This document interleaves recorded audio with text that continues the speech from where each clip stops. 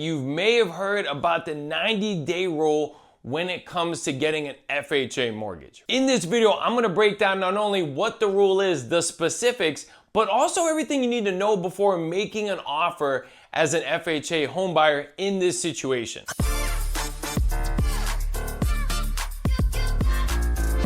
First off, what is the FHA 90-day rule? And this is that the seller of the property must have owned the home over 90 days before an FHA homebuyer can start the FHA mortgage process. So let's dive into that. First is that documenting that the seller has owned it over 90 days. This is not the closing date. It goes off of when they were recorded as the owner on the title of the property. So if you're close to, hey, the 90 days this day, you want to find out when it was recorded. It's usually a day, two, or a couple days past that. So it can kind of mess up your process. I've heard crazy stuff about this rule. You can't close until the 90th day. That's not true. You can't do a contract on a home until the 90th day. That's not true. What the rule states is that you would order the FHA case number after the 90th day, so on the 91st day. That's ordering it, ordering an appraisal,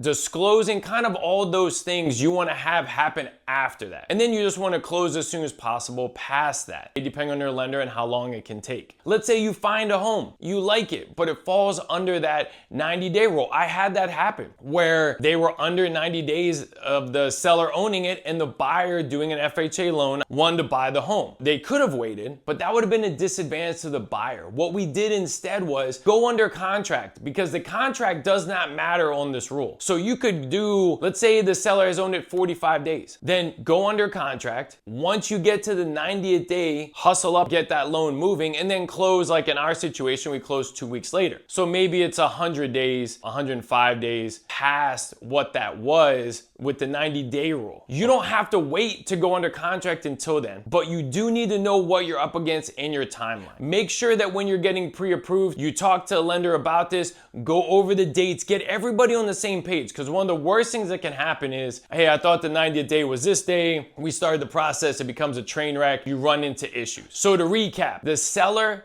must be on the title of the home over 90 days before you order an FHA case number to start the mortgage process. The 90-day rule really aimed at flippers. Some of those large investors that buy homes in bulk and then resell them on the market like Open Door. That's what this is for. There's some additional rules there from an appraisal standpoint and what the value comes in and all that. I'm not gonna bore you with those details right now.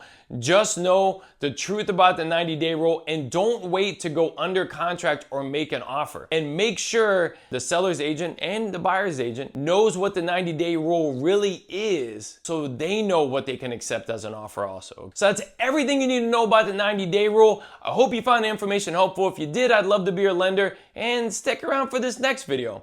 I think you're gonna like it.